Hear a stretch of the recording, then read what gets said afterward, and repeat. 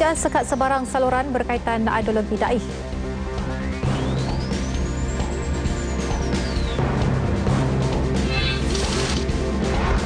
Guru pusat asuhan dan prasekolah wajib miliki diploma.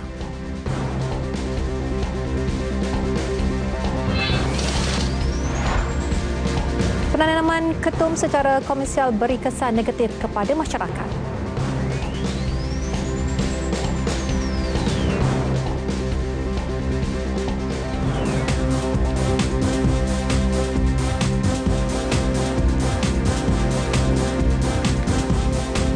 Assalamualaikum dan salam sejahtera. Saya Miza Isni Muhammad dan ini N5 Jumaat 5 Ogos 2016.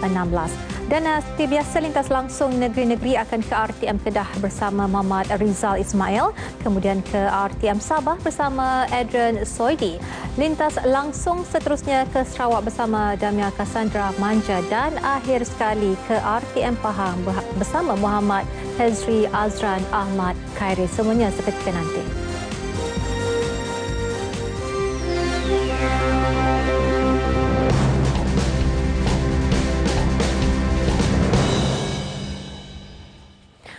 Bekas Eksekutif Perundangan mengaku tidak bersalah di Mahkamah Session Ipoh terhadap 15 pertuduhan berkaitan penipuan wang berjumlah RM4,500 4 tahun lalu. Gokularam alias N. Gokularam, 65 tahun, didakwa melakukan perbuatan tersebut di Pusat Bantuan Guaman Majlis Peguam Perak Jalan Datuk Maharaja Lela Ipoh antara Mei 2012 hingga April 2014. Tertuduh membuat pengakuan tersebut selepas pertuduhan dibacakan jurubahasa di hadapan Hakim S. Indah Nehru dan meminta untuk dibicarakan. Gokularam didakwa menipu dan mendorong 15 individu untuk menyerahkan wang tunai berjumlah RM300,000 sebagai bayaran kepada Yayasan Bantuan Guaman Kebangsaan. Sedangkan tiada bayaran dikenakan bagi mendapatkan khidmat bantuan guaman tersebut. Pertuduhan dibuat mengikut Seksyen 417 dan Seksyen 420 Kanun Keseksaan dan boleh dihukum di bawah seksyen sama.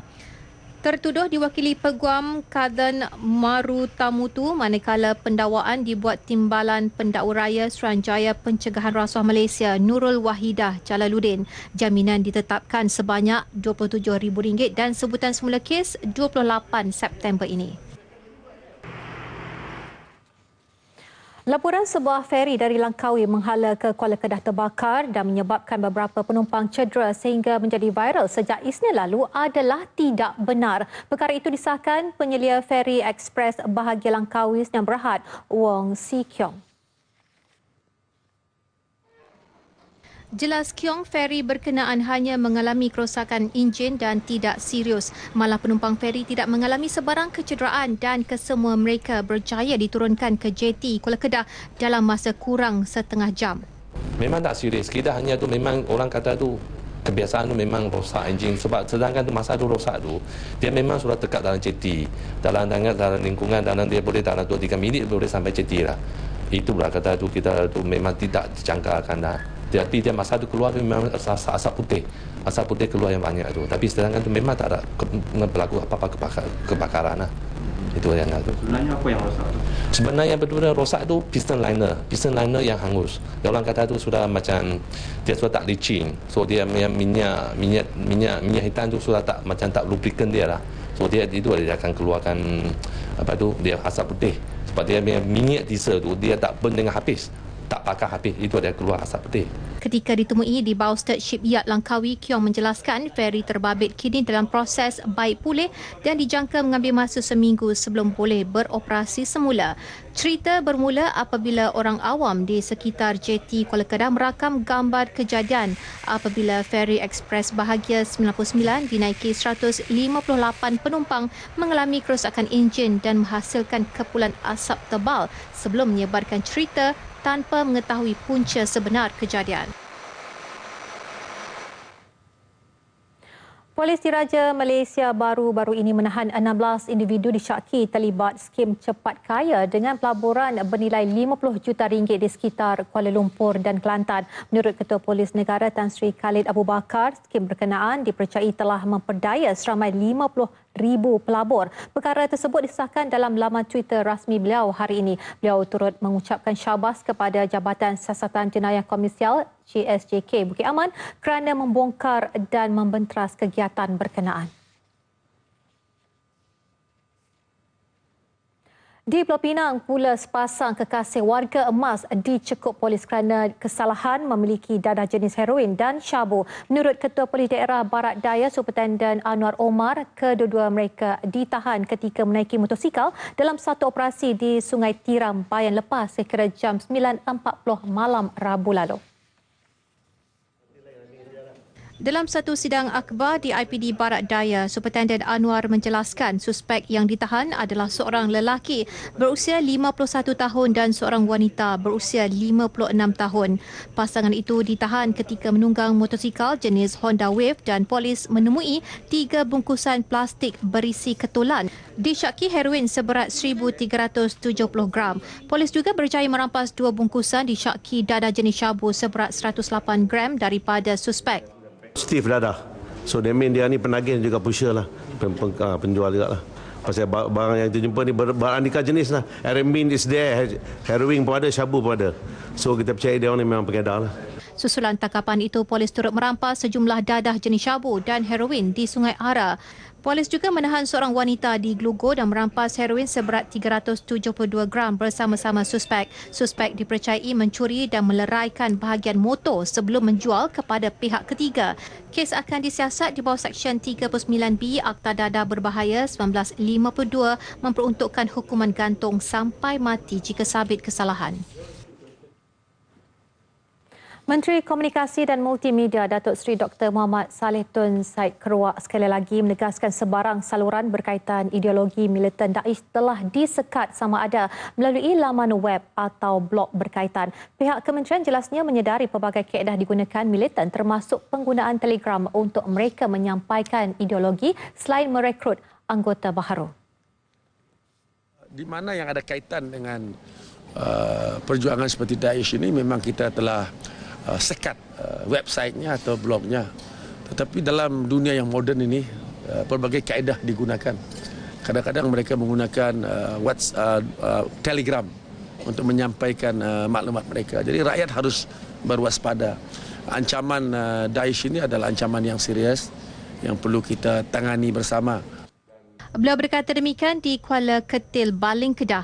Jelasnya sehingga kini seramai 92 tangkapan membabitkan Daesh dibuat di seluruh negara dan 75 daripadanya adalah rakyat Kedah.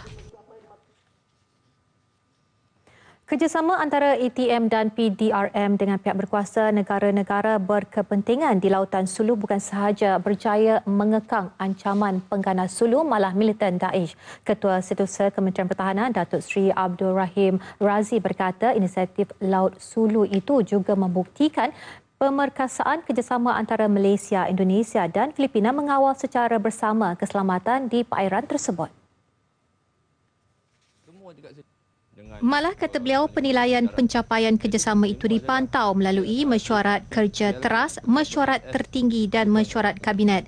Inisiatif Sulu katanya juga secara tidak langsung meningkatkan imej Kementerian Pertahanan, Kementerian Dalam Negeri dan Kerajaan serta menerima respon positif daripada rakyat.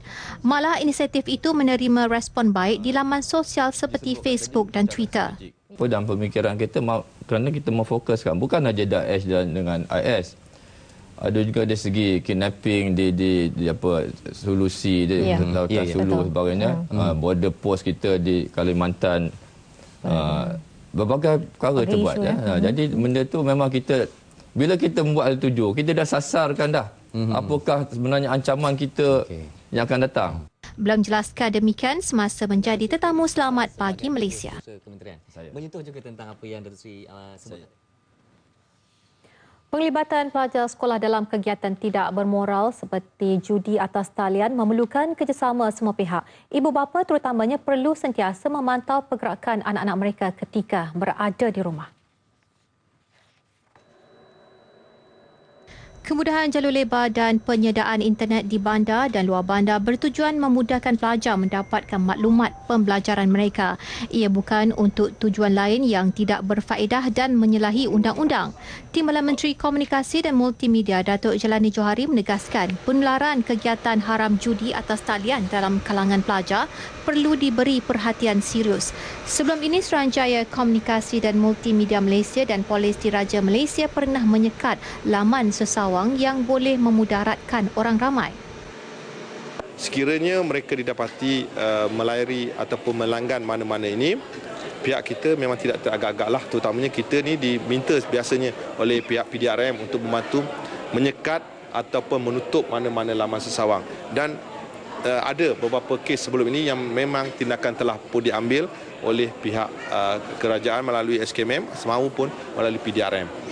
Datuk Jalani yang juga ahli Parlimen Hulu Terengganu menghadiri program bersantai bersama guru, ibu bapa dan pelajar Sekolah Menengah Kebangsaan Kuala Jenderis dekat Tasik Kenyir. Program ekspedisi Pasak Budi yang diadakan 3 hari ini anjuran bersama Majlis Belia Daerah Hulu Terengganu dan Kelab Kembara daerah berkenaan. Ia bertujuan memberi pendedahan kepada pelajar ke arah kepimpinan dan sahsiah yang baik bagi mewarisi generasi akan datang.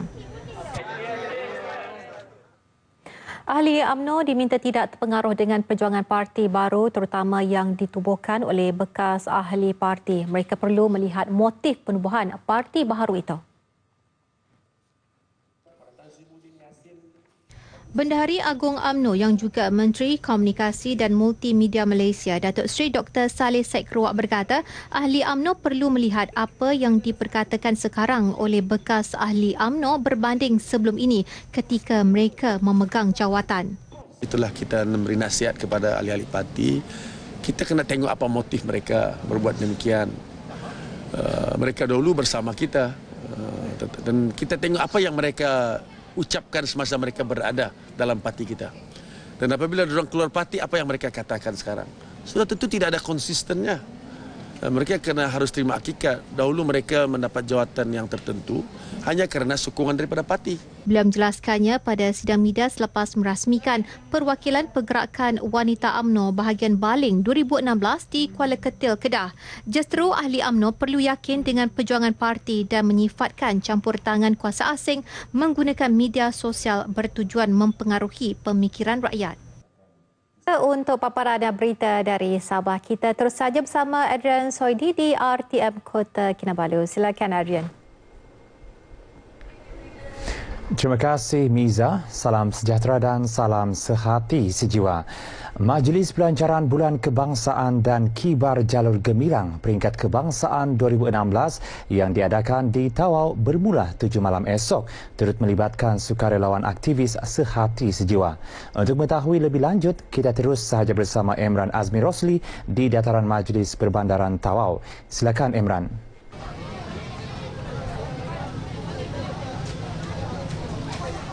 Terima kasih Adrian di Kota Kinabalu. Terima kasih sekali lagi. Dan ketika ini saya berada di Dataran Majlis Perbandaran Tawau bagi memberikan perkembangan terkini mengenai persiapan bagi perkembangan Majlis Bulan Kebangsaan dan Kibar Jalur Gemilang 2016. Dan bercakap mengenai pelancaran ini, pelancaran Bulan Kebangsaan dan Kibar Jalur Gemilang 2016 di Dataran Majlis Perbandaran Tawau ini turut melibatkan aktivis sehati sejiwa di bawah Jabatan Penerangan Malaysia yang kini giat mengumpulkan aktivis sehati sejiwa untuk sama-sama terlibat dalam setiap program utama negara. Jadi bersama saya ketika ini ialah Tuan Haji Hashim Haji Bedu, iaitu pengarah bahagian gerak saraf dan pengurusan isu Jabatan Penerangan Malaysia merangkap Sekretariat Jawatan Kuasa Aktivis Sehati Sejiwa Sukarelawan. Assalamualaikum Tuan Haji. Waalaikumsalam, terima kasih. Baik Tuan Haji, mungkin boleh nyatakan apa sebenarnya objektif dan juga tujuan aktivis sehati sejiwa ini sempena pelancaran Bulan Kebangsaan pada kali ini? Okey, dalam aspek menguruskan sebuah negara bangsa seperti Malaysia tercinta ini, dalam penganjuran program sambutan Bulan Kebangsaan dan juga kempen Kibar Jalur Gemilang yang kita adakan setiap tahun, dia melibatkan 4 entiti, iaitu yang pertama kerajaan, yang kedua swasta, yang ketiga NGO dan yang keempat rakyat. Entiti rakyat ini mengandungi elemen-elemen sukarela. Jadi pendekatan yang Jabatan Penerangan ambil untuk tahun ini, kita wujudkan kumpulan aktivis sehati sejiwa sukarelawan untuk melaksanakan kerja-kerja kesukarelaan bagi membantu melaksanakan program-program negara seperti pelancaran Bulan Kebangsaan dan juga Kibaran Jalur Gemilang yang kita adakan kebetulan pada tahun ini kita akan dilancarkan di Tawau.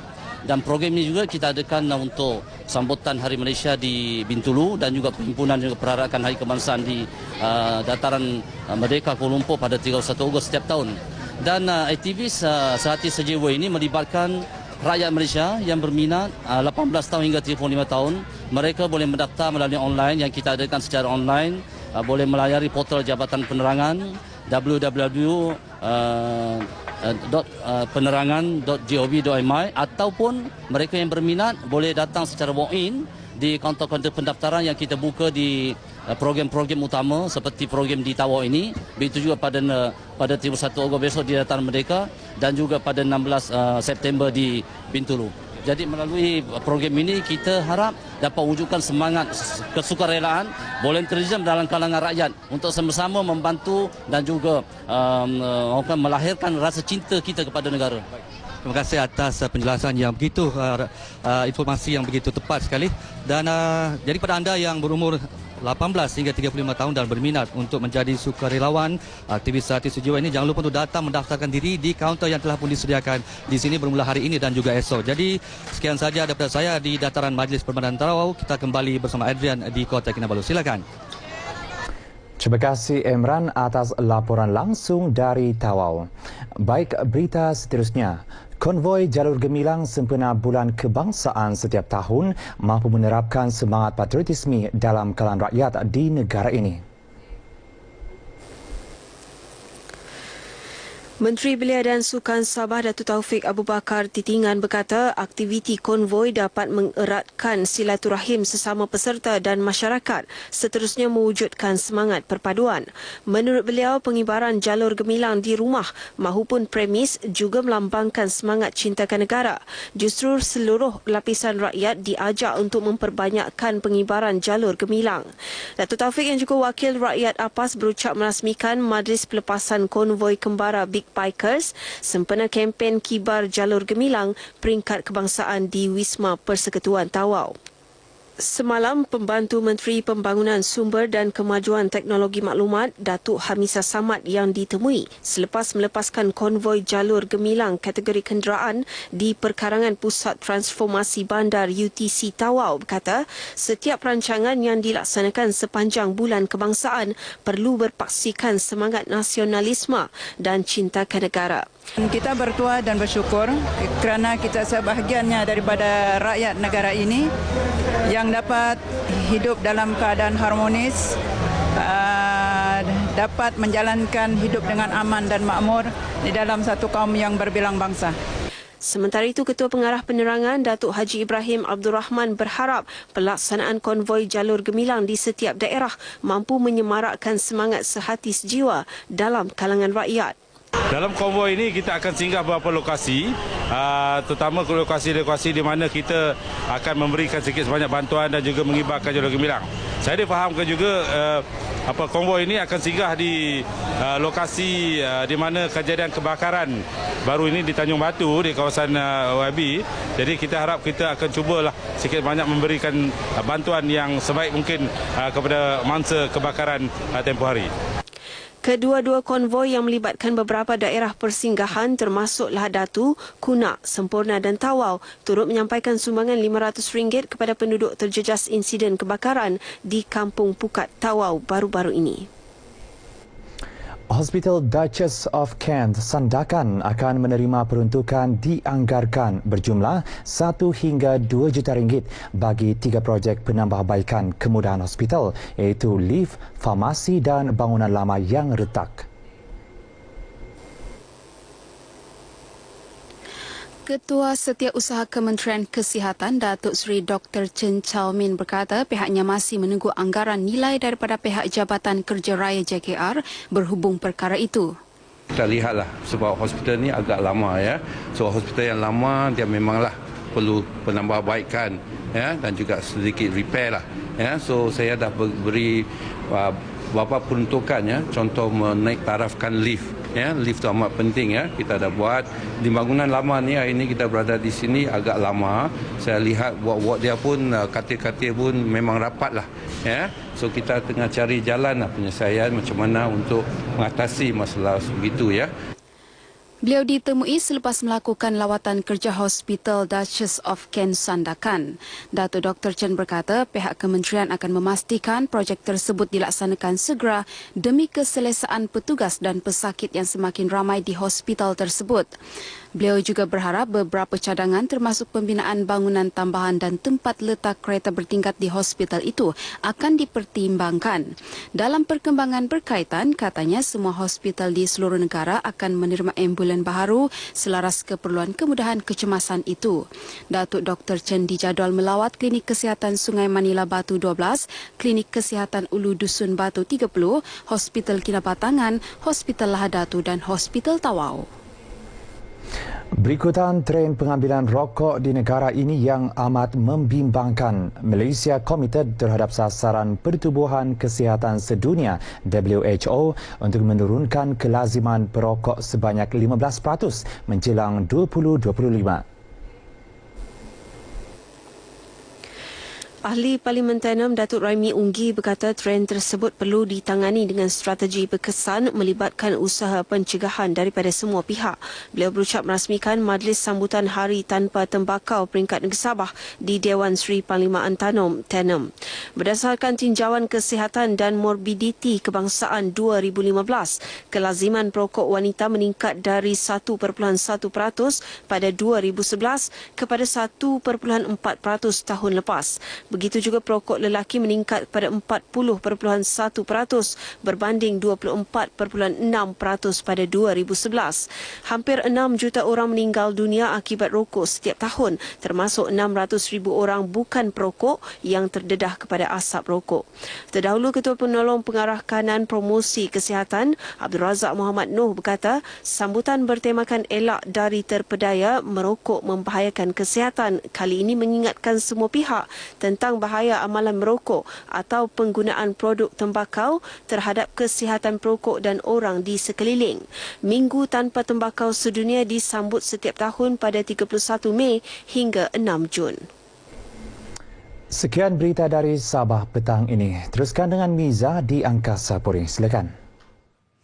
Baiklah, terima kasih Adrian di Kota Kinabalu. Baiklah, antara berita utama dari RTM Sarawak petang ini ialah usaha menambah baik kemudahan klinik kesihatan ibu dan anak di pinggir bandar serta fasa pertama projek naik taraf tebingan Long Lama di daerah Telang Usan yang kini 95% siap. Jadi untuk laporannya kita terus saja ke Kuching bersama rakan penyampai Damia Cassandra Manja. Silakan Damia. Baik, terima kasih Miza di Angkasa Puri. Assalamualaikum dan salam sejahtera. Kerajaan akan menambah baik kemudahan di klinik kesihatan ibu dan anak di kawasan pinggir bandar bagi membolehkan rakyat mendapatkan rawatan kecemasan dengan segera di klinik tersebut. Menteri Kerajaan Tempatan Datuk Profesor Dr. Sim Kuhian berkata, usaha ini akan dimulakan di Klinik Pekan Lama Batu Kawah meliputi naik taraf kemudahan di dalam klinik berkenaan bagi memberi keselesaan kepada kaki tangan dan pesakit. The usual blood pressure, diabetes, cholesterol. Baby and the mother, right? No, this baby and mother is existing. This is additional one. You have to see the usual disease or chronic illness. Katanya naik taraf sedia ada adalah lebih penyelesaian segera berbanding pembinaan klinik baru yang memerlukan masa dan kos yang tinggi. Datuk Sim ditemui media selepas melawat klinik kesihatan di Pekan Lama Batu Kawah hari ini. Klinik yang berusia lebih 50 tahun itu menempatkan seorang doktor dan 9 jururawat dan memberikan perkhidmatan kepada purata 80 pesakit sehari. Sejumlah 30 peserta dari Sarawak dan Sabah didedahkan dengan pelbagai kemahiran dan daya kepimpinan bagi melaksanakan projek komuniti dengan lebih berkesan menerusi pemerkasaan belia IM Sarawak. Ahli Majlis Penasihat 1 Malaysia Sarawak, Insinyur Irwan Zulkarnain Muhammad Hasbi berkata, program tersebut bagi mencungkil bakat kepimpinan dalam kalangan belia dalam usaha melahirkan pemimpin masa depan yang berdikari dan berketerampilan. Katanya, menerusi program ini, mereka berpeluang memberi idea dan cadangan untuk melaksanakan projek berkaitan sukan dan pendidikan bagi meningkatkan kualiti hidup rakyat. Beliau berucap pada majlis penyampaian sijil kepada peserta program pemerkasaan belia IM Sarawak di Kuching. Program kali kedua anjuran IM Sarawak ini dikendalikan fasilitator yang berpengalaman dalam pembangunan belia, Moto Madonda dari Rich Sports Management yang berpangkalan di United Kingdom. Kertas cadangan projek kumpulan Lads and Ladies dari Kuching yang menampilkan idea berkaitan sukan papan luncur untuk golongan belia di Kuching memenangi kategori sukan, manakala kumpulan Youth Craft Bintulu yang tampil dengan projek latihan menenun Borneo dipilih sebagai pemenang bagi kategori pendidikan. Pemenang mendapat geran berjumlah RM10,000 masing-masing bagi melaksanakan cadangan projek berkenaan. Kerja-kerja asas melibatkan pembersihan tapak, penyelenggaraan bahan binaan bagi projek jambatan long lama di daerah Telang Usan sedang dilaksanakan. Ahli Parlimen Baram Anyi Ingau berkata jambatan yang melibatkan kos RM1 juta itu akan disiapkan pada tahun 2019. Ini sekaligus menangkis suara-suara sumbang di media sosial yang mendakwa projek itu hanya janji kosong kerajaan. Malah katanya kerajaan komited untuk menyiapkan projek itu mengikut jadual yang ditetapkan. Setakat ini, I think everything is going on fine. Yes. Fine, very fine. So now up to the implementing agency. But the government has fulfilled their punya pledge to put up the jambatan ini. Katanya penyiapan jambatan itu akan memanfaatkan lebih 40,000 penduduk serta pekerja balak dan estet di Telang Usan. Bagi penduduk pula, penyiapan jambatan itu nanti amat dinanti-nantikan. Sangat lega lah kerana ada jambatan, nanti senang pulang balik pergi Miri lah. Jambatan tu buat nanti memang baguslah. Memang ada tolong ekonomi sini lah. Fasa pertama projek naik taraf tebingan long lama di daerah Telang Usan kini 95% siap.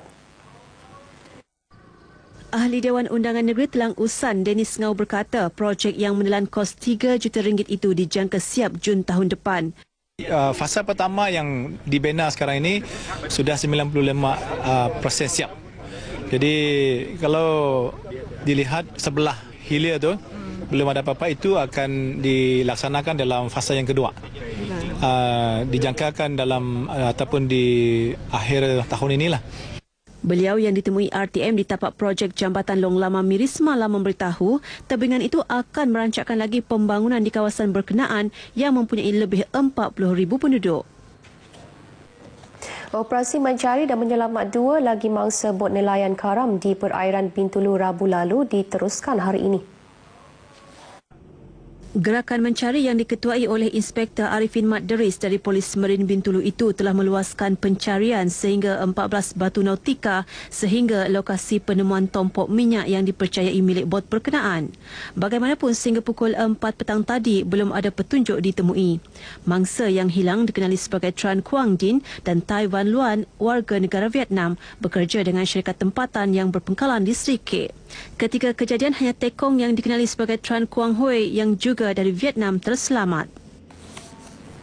Kejadian ribu petir di Kampung Krian Bau petang semalam telah menyebabkan sebuah rumah yang dihuni 4 sekeluarga dihempa pokok getah sepanjang 5 meter.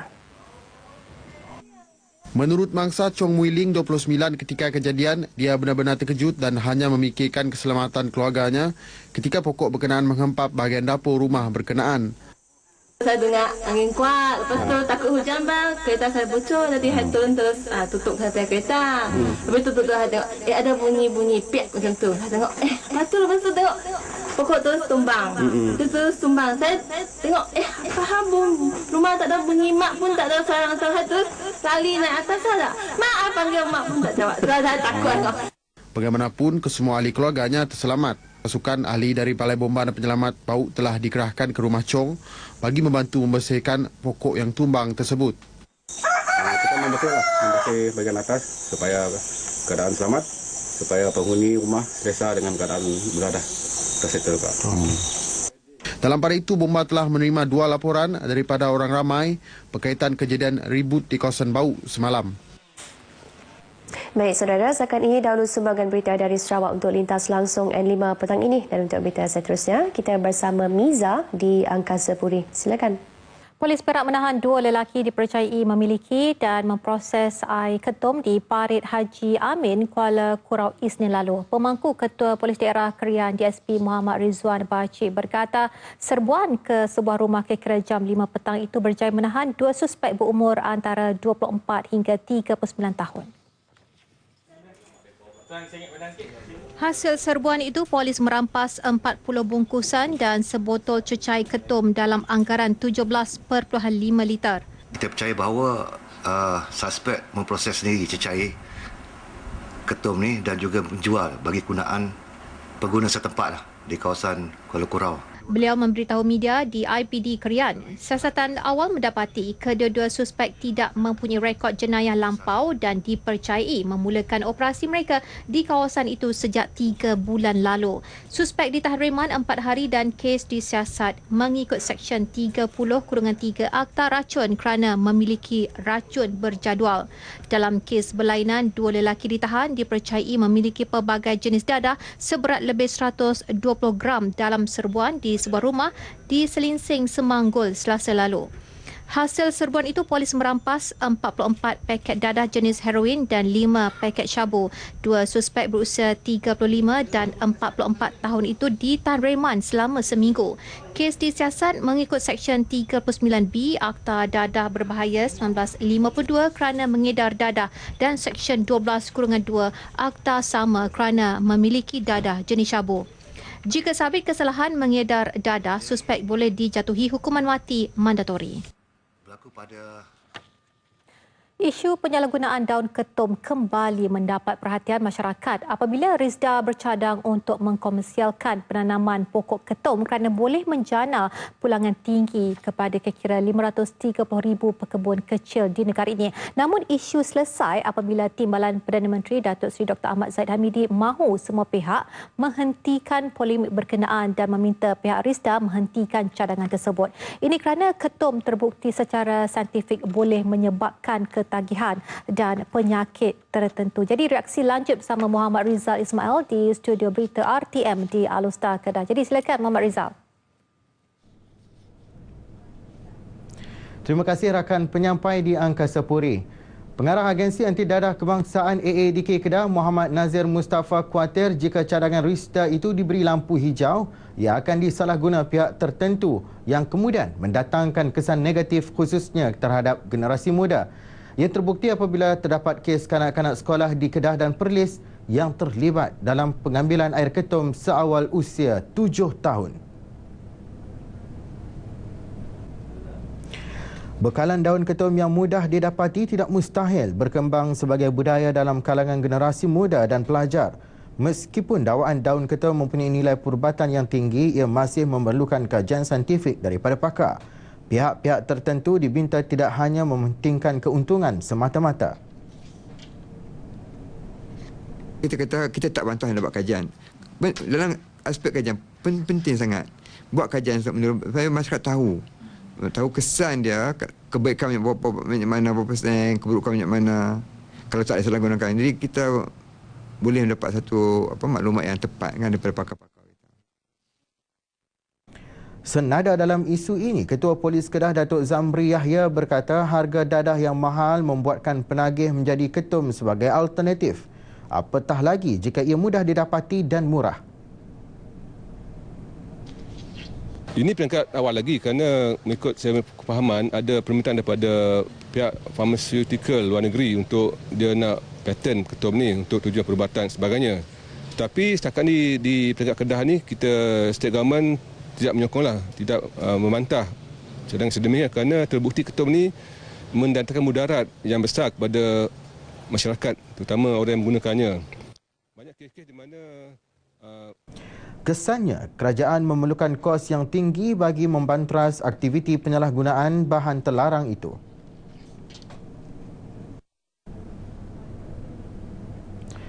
Menyedari hakikat bahaya penyalahgunaan ketum, pelajar IPT sendiri mendesak penambahbaikan akta berkaitan ketum.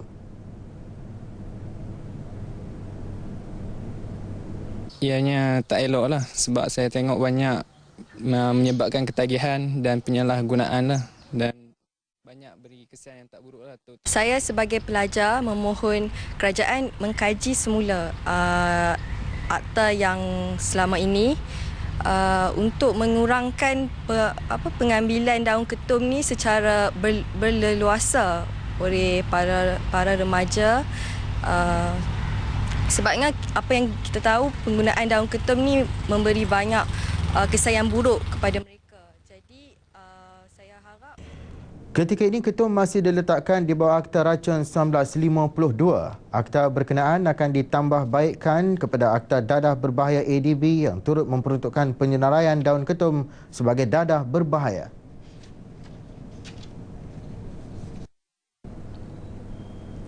Beralih ke perkembangan lain, usaha mempelajari cara-cara bantuan pernafasan atau CPR yang betul amat perlu kerana ia berupaya menyelamatkan nyawa. Baru-baru ini di Alor-Star lebih 500 peserta menyertai cara memberi bantuan CPR. Lebih unik, peserta mengenakan kostum watak adiwira popular seperti Batman, Superman dan juga Star Wars.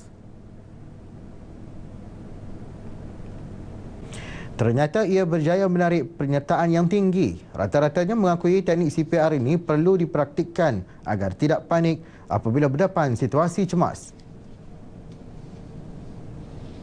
Alhamdulillah, kita dapat 521 orang bilangan ni. Semua sekali lah. Termasuk kanak-kanak, dewasa dan Alhamdulillah yang paling senior sekali, veteran adalah umur 73 tahun, tak silap saya.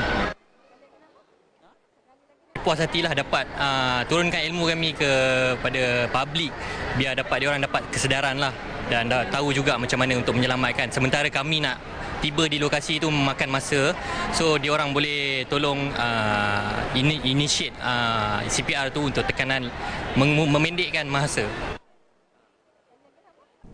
Ketua Jabatan Kecemasan dan Trauma Hospital Sultanah Bahiyah HSP, Dr. Fatuhul Laham Muhammad berkata, sehingga kini terdapat 300 doktor pakar kecemasan di seluruh negara. Exam, ambil overseas exam, lepas tu dia train di luar negara lah. So salah satu kita nak memperbanyakkan lagi kita pakar dengan lebih cepat lagi. Kini hanya 3 buah universiti iaitu Universiti Sains Malaysia USM, Universiti Melaya UM dan Universiti Kebangsaan Malaysia UKM menawarkan kursus untuk pakar kecemasan.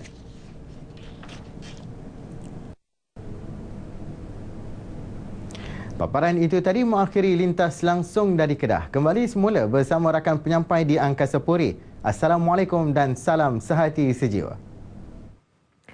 Terima kasih Muhammad Rizal Ismail di Studio Berita RTM Alor-Star. Kalangan tenaga pengajar di Pusat Asuhan Kanak-kanak dan Tadika berusia 3 hingga 5 tahun di bawah Kementerian Pendidikan perlu sekurang-kurangnya mempunyai sijil diploma.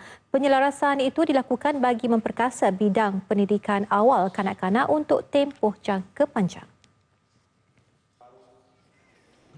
Menurut Menteri Pendidikan Datuk Seri Mahazir Khalid, pelaksanaan syarat baru itu dijangka akan mula diperkenal dalam tempoh 3 tahun akan datang.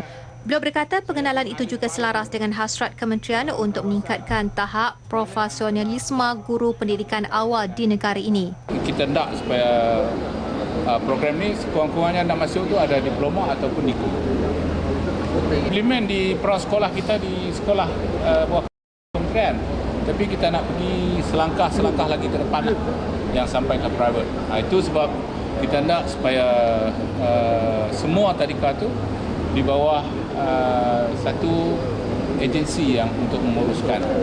Beliau ditemui media selepas menyempurnakan Majlis Perasmian Mesyuarat Perwakilan Sayap UMNO bahagian Kubang Kerian di Kota Baru. Hadir sama Ketua UMNO bahagian Kubang Kerian, Datuk Muhammad Abdul Ghani. Sementara itu, Datuk Seri Mahazir yang juga ahli Majlis Tertinggi UMNO mengingatkan anggota parti agar sentiasa mempersiapkan diri untuk berdepan barisan pembangkang. Ini termasuk cabaran yang bakal diberikan parti baru ditubuhkan bekas Perdana Menteri Tun Dr. Mahathir Mohamad. Beliau menyifatkan kewujudan parti baru itu hanya akan memberi implikasi buruk kerana boleh mengakibatkan berlaku perpecahan dalam kalangan orang Melayu. Upsound. Pada masa sama, pemimpin dan ahli UMNO turut digesa bersatu dalam menangkis segala cacian, tumahan dan fitnah yang dilemparkan pihak pembangkang kepada UMNO.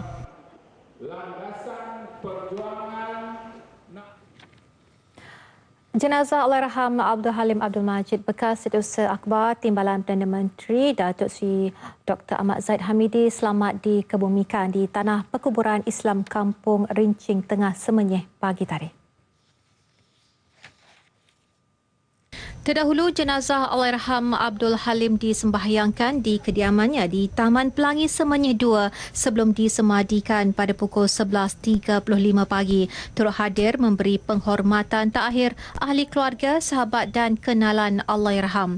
Allahyarham Abdul Halim, 62 tahun, dimasukkan ke Hospital Kajang sejak Selasa lalu kerana mengalami angin ahmar dan pendarahan dalam kepala sebelum meninggal dunia kira-kira pukul 7.05 malam tadi. Allahyarham meninggalkan seorang isteri, Normah Abdul Talib, dan 3 anak iaitu Muhammad Ikram, Nur Haizum dan Muhammad Ashran. Yang masa dia sakit tu saya nak masuk yang this company sekarang ni. So now almost 5 years lah dia nak sakit ni. Then yang this incident yang baru berlaku ni because masa tu saya baru nak pergi ke site Lumut. Then the next day, then I got the call from one of my sibling. Then I just balik ke KL balik. Then they told me because dia punya heartbeat dia stop for 5 minutes. Then dia consider dia cause a stroke, macam stroke lah, because pendarahan dalaman tu. Then day by day they become worse. Then after that they goes lah. Allahyarham Abdul Halim juga merupakan Setiausaha Akhbar kepada Datuk Seri Dr. Ahmad Zahid ketika Timbalan Perdana Menteri menyandang jawatan Menteri Pertahanan. Saya amat mengenali Allahyarham. Beliau adalah seorang yang amat bertanggungjawab semasa menjalankan tugas, terutama semasa kami bersama-sama semasa beliau berkhidmat sebagai Setiausaha Akhbar dengan Yang Amat Berhormat Timbalan Perdana Menteri, semasa itu menjadi Menteri Pertahanan, yang mana beliau seorang yang bertanggungjawab, dapat menjalankan tugas dengan begitu baik dan dapat memberikan kerjasama dengan semua kawan-kawan semasa berkhidmat. Bagi pihak saya merupakan kehilangan seorang rakan yang dapat membantu dalam semua bidang. Allahyarham Abdul Halim juga merupakan bekas penerbit di salah sebuah stesen televisyen swasta dan pernah bertugas sebagai wartawan di Balai Berita pada tahun 1970-an. 149 jemaah haji kumpulan pertama berlepas dari lapangan terbang antarabangsa Pulau Pinang ke Madinah. Kesemua jemaah menaiki pesawat KT-03P MH8105 berlepas ke lapangan terbang antarabangsa Kuala Lumpur KLIA pada 12.20 tengah malam dan bertolak ke Madinah 5 pagi tadi. Ketua Pegawai Pelaburan Lembaga Tabung Haji Abdul Kadir Shahlan berkata jumlah keseluruhan jemaah haji yang akan berlepas dari stesen Pulau Pinang tahun ini seramai 1,500 orang. Ia merangkumi jemaah dari Pulau Pinang, Perak dan Kedah. Kesemua mereka akan berlepas secara berperingkat bermula malam Khamis hingga 10 Ogos depan.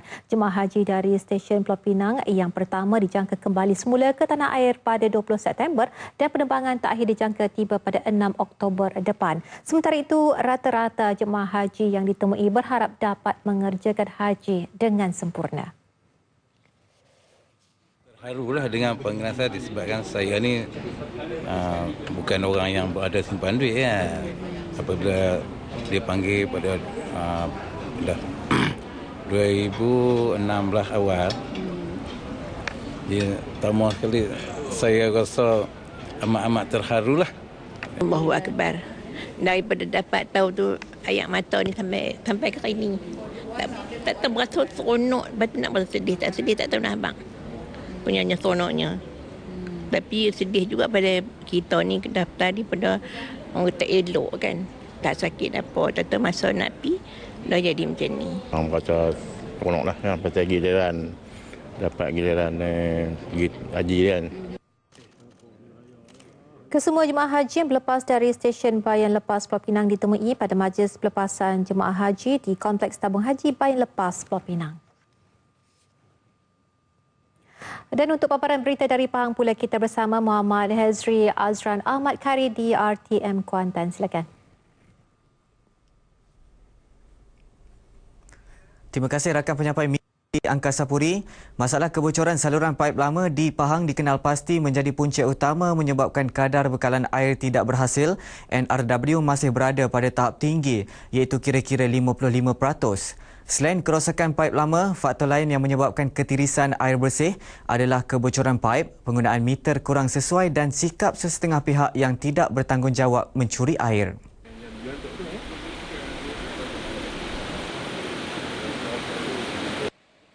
Justru menurut Pengerusi Jawatankuasa Kemudahan Asas dan Alam Sekitar Negeri Datuk Seri IR Muhammad Sofi Abdul Razak, pembaziran air pada kadar tinggi itu menjadi faktor berlakunya masalah bekalan air di negeri ini. Buat masa ini, pihak kerajaan negeri melalui urusan air Pahang atau pemaip sedang berusaha untuk memperkasakan lagi sistem bekalan air di seluruh negeri, dan usaha ini berterusan. Malahan kalau kita lihat dua daerah iaitu Kuantan dan Lipis pun melaksanakan program yang dipanggil sebagai projek NRW, Non-Drinking Waters, ataupun air yang tidak terhasil, yang mana kita akan dapat kurangkan daripada ratusan yang ada ni, ada yang cecah hingga 55%, kita insyaAllah akan kurangkan hingga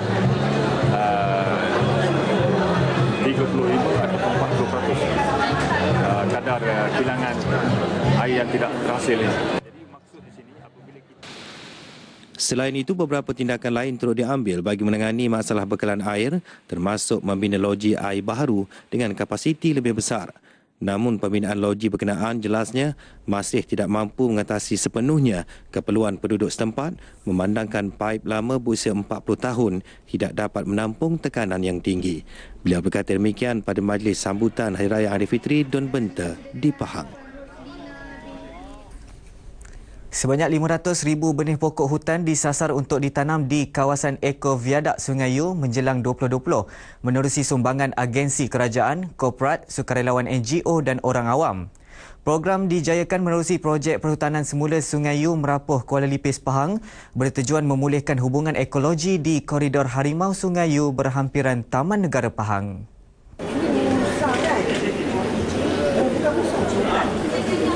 Seramai 50 sukarelawan mewakili pelbagai NGO dan personaliti televisyen terlibat pada program kali ini diketuai anak anda Sultan Pahang, Tengku Puteri Seri Kemala Pahang, Tengku Aisyah Sultan Ahmad Shah. Jadi insya-Allah saya percaya masa-masa akan datang kanak-kanak akan tahu bagaimana mustahaknya binatang liar untuk negara kita sebagai satu daripada tourism, menggalakkan tourism dari luar negeri. Sebanyak 100 anak benih pokok hutan ditanam di kawasan bawah jambatan sekitar Lebuh Central Spine Road, CSR Lipis ke Merapuh berdekatan Sungai Yu. Kawasan berkenaan adalah laluan haiwan liar habitat Harimau Malaya terletak di antara Banjaran Titiwangsa dan Taman Negara Pahang.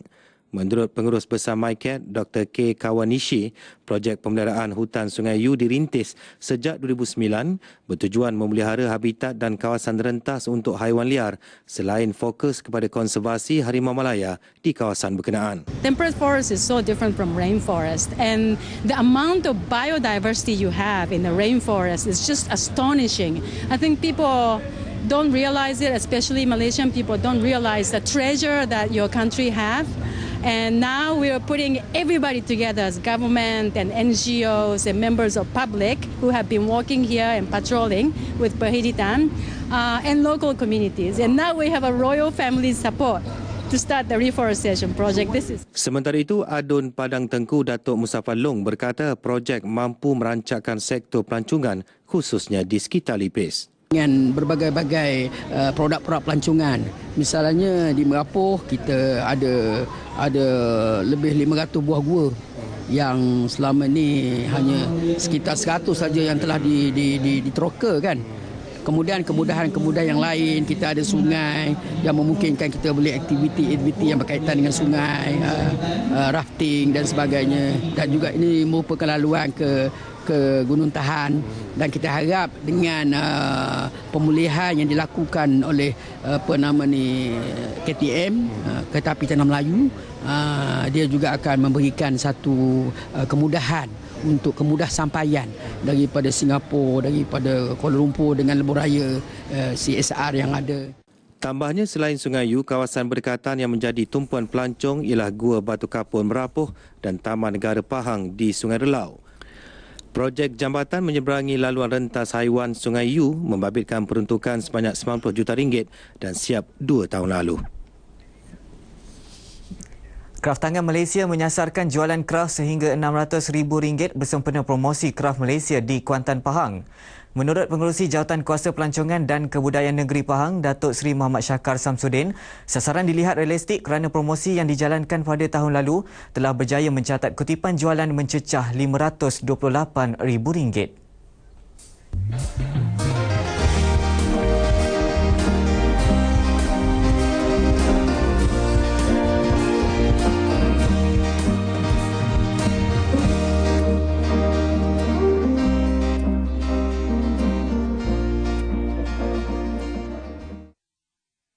Tahun ini promosi diadakan selama 5 hari berakhir Ahad ini bagi memberi peluang kepada pengusaha setempat memperkenalkan produk masing-masing.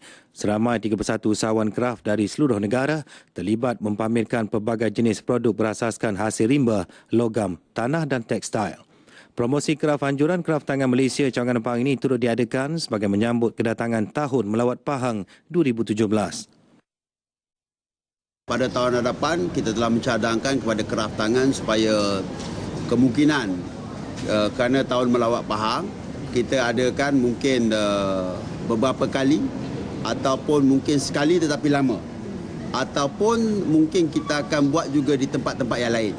Maksudnya bukan hanya di Kuantan tetapi juga mungkin di bandar-bandar lain, di daerah lain seperti mungkin di Temerloh ataupun mungkin di Bentong ataupun mungkin di Genting Highlands sendiri sebagai contoh. Beliau berkata demikian selepas mengadakan lawatan ke promosi Kraft Malaysia yang berlangsung di East Coast Mall Kuantan, Pahang. Paparan itu mengakhiri fokus berita dan lintas langsung dari Kuantan, Pahang. Kembali ke Angkasa Puri untuk berita seterusnya. Terima kasih Muhammad Hezri. Azran Ahmad di RTM Kuantan. Saudara, yang dinanti sudah tiba. Obor Olimpik mula dibawa masuk ke bandaraya yang akan menjadi hos melalui Madureira di zon utara Rio de Janeiro pada malam Khamis waktu tempatan. Madureira, wilayah yang terkenal dengan tradisi sekolah samba dan taman Madureiranya yang baru dibina akan menjadi salah satu tarikan utama. Skrin gergasi dipasang bagi membolehkan acara sukan disiarkan secara langsung khusus untuk orang ramai sepanjang sukan berlangsung. Obor diterima oleh veteran sekolah samba terkenal Portela Samba School. Ia dilihat sebagai acara pemanas badan sebelum dunia dihidangkan dengan persembahan samba Brazil pada majlis pembukaan yang dijadual Jumaat waktu tempatan.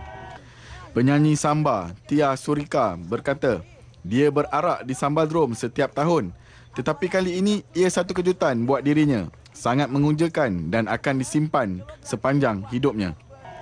Rakan penyanyi Hilma Diniz, juga dikenali dengan panggilan Monaco, terus positif walaupun Brazil sekadar seri 0 sama dengan Afrika Selatan dalam perlawanan pembukaan bola sepak Olimpik. Ia jauh berbeza dengan petang sebelum ini apabila polis rusuhan terpaksa menggunakan bom renjatan dan gas pemedih mata bagi menyuraikan penunjuk perasaan daripada laluan larian obor di pinggir Rio. Berikutan rungutan yang sukan itu mengenepikan rakyat miskin di bandaraya tersebut. Bagaimanapun, bantahan tidak dilihat hari ini dan larian obor berjalan lancar di sepanjang laluan bandaraya. Obor juga akan dibawa mengelilingi Tugu Christ the Redeemer pada awal pagi ini. Presiden Persatuan Golf Malaysia MGA Tan Sri Muhammad Anwar Muhammad Noor berpendapat dua pemain golf negara Danny Chia dan Kelly Tan dilihat antara prospek terbaik untuk menyumbang pingat buat negara dalam Sukan Olimpik Rio. Menurut Tan Sri Muhammad Anwar, selain Danny yang sememangnya berpengalaman luas dalam arena sukan golf, pemain wanita Kelly Tan juga dilihat berpotensi untuk pergi lebih jauh. Ini kerana pemain berusia 22 tahun itu telah pun beraksi beberapa kejohanan besar jelajah LPGA tahun ini. Dua prospek yang kita lihat.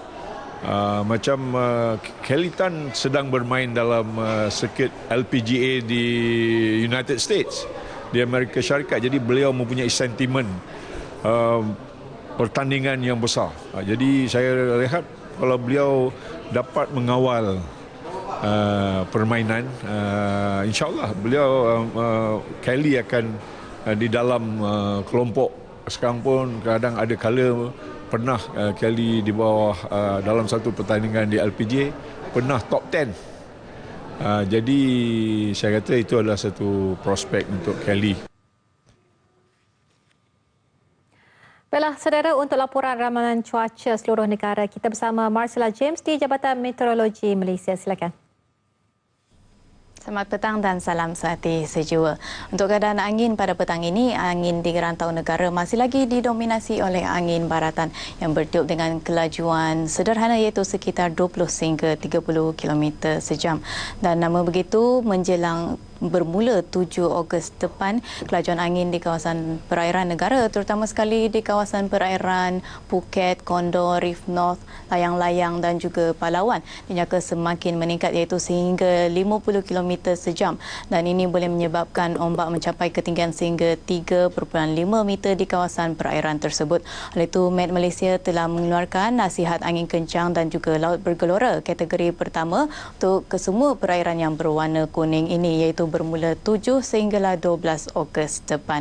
Dan keadaan ini adalah berbahaya kepada bot-bot kecil, rekreasi laut dan juga sukan laut.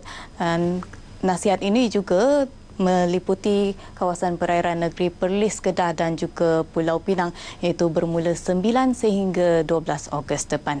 Dan seterusnya kita perhatikan keadaan cuaca terkini di semenanjung Malaysia, di mana ribut petir dan hujan di satu dua tempat sedang berlaku di selatan negeri Perak, begitu juga Kelantan, Terengganu, Pahang, di kawasan barat Johor serta di kawasan pedalaman negeri Selangor. Dan keadaan lembap ini dijangka berterusan sehingga lewat petang nanti. Manakala negeri-negeri lain keadaan cuaca adalah cerah. Dan seterusnya untuk keadaan cuaca di negeri Sabah, ribut petir dan hujan di beberapa tempat sedang berlaku di daerah Ranau, Kinabatangan, Beluran, Sandakan, Ladatu dan juga Sipitang. Dan keadaan lembap ini boleh berterusan sehingga awal malam nanti. Manakala daerah-daerah lain di Sabah, begitu juga di Labuan, keadaan cuaca adalah mendung. Di negeri Sarawak pula, ribut petir dan hujan di satu dua tempat sedang berlaku di daerah Limbang, Lawas, Marudi dan juga Miri. Dan keadaan ini dijangka berterusan sehingga lewat petang nanti. Manakala daerah-daerah lain di negeri Sarawak, keadaan cuaca adalah cerah pada petang ini. Dan sebelum kembali ke Angkasa Puri, berikut adalah tinjauan cuaca bandar-bandar utama untuk hari esok.